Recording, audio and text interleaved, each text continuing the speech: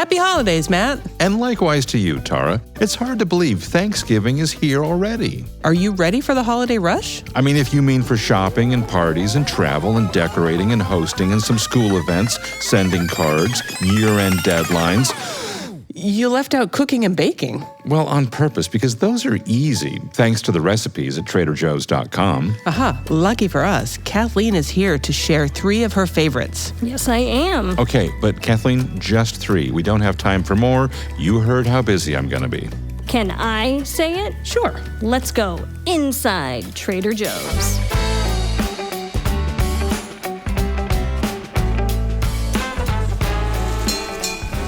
I'm Tara Miller, Director of Words and Phrases and Clauses. And I'm Matt Sloan, the Culture and Innovation Guy at Trader Joe's. And I'm Kathleen. I have a great job at Trader Joe's that includes testing and editing the recipes for our website. Somebody's got to do it.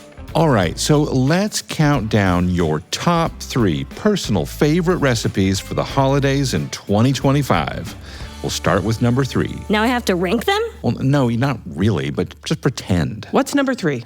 The No Oven app for the holidays. The blue cheese stuffed dates. Everybody needs a no bake, no cook, no muss, no fuss app. And I'm very excited that you've brought us one. But does no bake mean no muss or no fuss? I think in this case it really does. This is a very low, maybe not no muss, no fuss, but low muss, low fuss. You are turning on the stove, but you're not doing much else than that. If you're hosting a holiday, you have a turkey in the oven, you don't have time to be taking other things in and out, or you're a guest and you're not going to show up on time and you can't be asking your host to put something in the oven for 45 minutes while everybody's starving.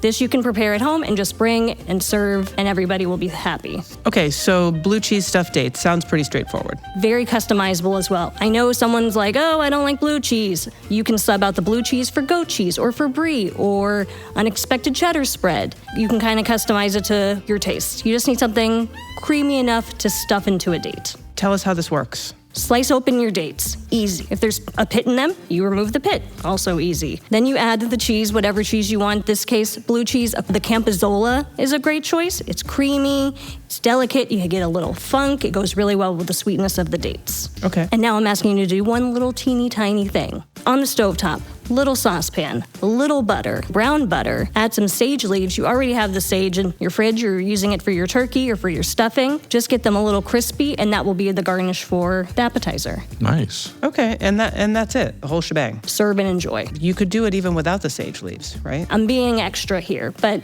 absolutely. You also have like that little handful of sage kicking around. Yeah, because it's the holidays. Why have it go to waste? So stuffing these dates, they're sliced in half. Are you having some kind of trick to get the cheese in there? Is it just like using a cheese spreader? Is it a pastry bag? What are we doing? It depends on the level of energy you want to exert. Dates already have this little pocket where the pit is. So that's kind of your pocket already. So you're not saying slice them all the way open in half, like slice the top of the date so you can get the pit out, right? I like to vote for using pitted dates. What if we did that? Done. But so if you use pitted dates, you still have to slice it a little bit so that you can stuff the cheese in it. Correct. Yeah. But you're not suggesting, or maybe you are, that we slice the dates entirely in half and then you have 2 halves and you top it with the cheese. You're saying cut it open a little bit and stuff the cheese into the little pocket. How many people do you need to feed? Oh, I guess that's true. The Okay. easier route would be a quick little slice so you have enough room to stuff the cheese in. But if you're feeding a ton of people, just slice them in half and double your yield easily.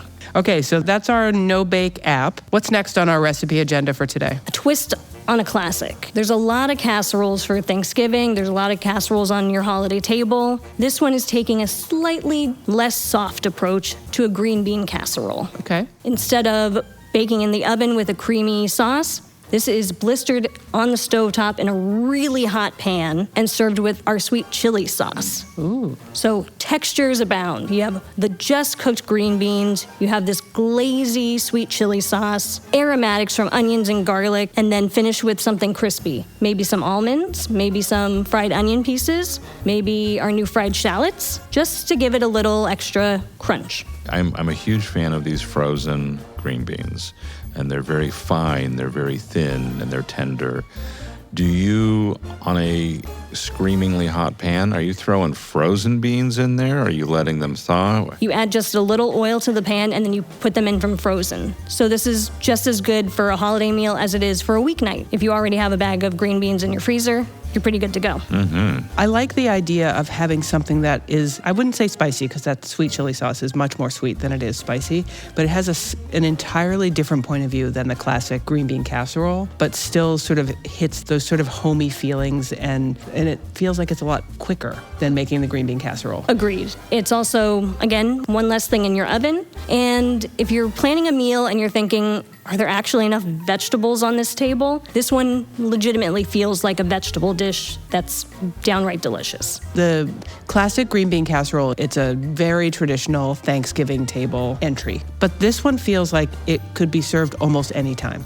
Absolutely. And I'm getting like a red and green color vibe from it too. You would get the red from not only the sweet chili sauce, but the red onions that are also in the recipe. That would definitely add that color. I think something spicy is almost always missing, at least from the Thanksgiving tables I frequent. So I like this addition. I might up the spicy a little more and I might add some of our crunchy chili onion sprinkle that we have. That's my very favorite seasoning that we sell right now. I put it on most things. Yeah. And I think we have one more recipe. We said 3, right? Is the Trader Joe's crew chorus ready? I think they are. And go for it. Wow, such a production. We spare no expense at Inside Trader Joe's, Kathleen. I have lots of favorite holiday recipes, but if I really had to choose just one, risotto stuffed delicata squash. I'm 100% in. Do you know that I'm the world's biggest delicata squash fan? Now I do. Oh my gosh. Truly my very favorite member of the squash family. There are no crunchy leaves in this recipe, but you definitely get those feels when you make it. I'm hoping it's full of hacks and tips because risotto stuffed squash does not sound quick, nor does it sound easy. And that's where I got you, Matt. We are using Trader Joe's frozen mushroom risotto for part of the filling, so you're really just thawing it on the stove. Delicata squash is so cool because you don't have to peel it. Cooking in the oven, it becomes fork tender and you can eat the whole thing easily, so it makes prep a ton easier than a typical squash. You're cutting it in half lengthwise, scooping out the seeds, and that's where you're stuffing the risotto? That's going to be the vessel, the edible vessel. That's pretty cool. So it's the mushroom risotto. What else is in there? So you're heating up the mushroom risotto and you're adding kale to it, another very fall-y, very autumnal filling. And once those are heated through, you are studding it with dried cranberries and pecans. You're mixing all those things together, or you're putting the cranberries and pecans at the top? The verb studding was involved, so I think maybe just a little bit on top. We stud a little differently, Matt. Truer words were never spoken. You have your sauté pan going, you have the warmed risotto with the sautéed kale. Once they come off the heat, you can stir in and stud the mixture with cranberries and pecans. Swap out for whatever nut you find preferable if pecans aren't your thing, even though they're one of the best nuts. And some black pepper Toscano, because yes to cheese. Okay. We are all in agreement on yes to cheese. Excellent. I'm thinking this makes a great center of the plate. Like this could be the whole meal. It could and should be, whether it's for someone who just doesn't eat meat or for everybody. The presentation is really exceptional when you bring it out to the table. It's a fork and knife sort of thing, unless you want to use a spoon. Well, you use a spoon for the filling. I'm going to say that generally speaking, a spoon isn't going to cut it, so to speak. In a recent episode of this podcast, we talked about a couple of wines that would be great at a Thanksgiving table, a Chardonnay, a Pinot Noir. I think both of them, each of them, would be amazing with this stuffed delicata squash. I'm looking at the photo that goes along with this recipe on TraderJoe's.com. I want to make this for dinner tonight. It looks so delicious. And I'm thinking if you served this at Thanksgiving, you might have a whole bunch of people who don't want turkey because like this is so enticing. But I think if you are that person who doesn't eat meat at a Thanksgiving feast, what a gift this would be. You would know that the host of that dinner really thought a lot of you to go to the trouble of making this, and it's really not all that much trouble. And just to go a little further, should you make this dish after Thanksgiving, folding some of that cooked turkey into the filling might really send things over the top, if that's what you're into. Kathleen, I think we might have to have you back for more like little mini recipe podcasts because this is really fun. Thanks for bringing this to us. Yes, please. There are a lot more recipes on TraderJoe's.com/recipes during the holidays and all year round. We have another podcast or two planned for 2025 and more in 2026. Hit that free follow or subscribe button. It is free and worth every penny. Until next time, thanks for listening. And thanks for listening. And 1, 2, 3.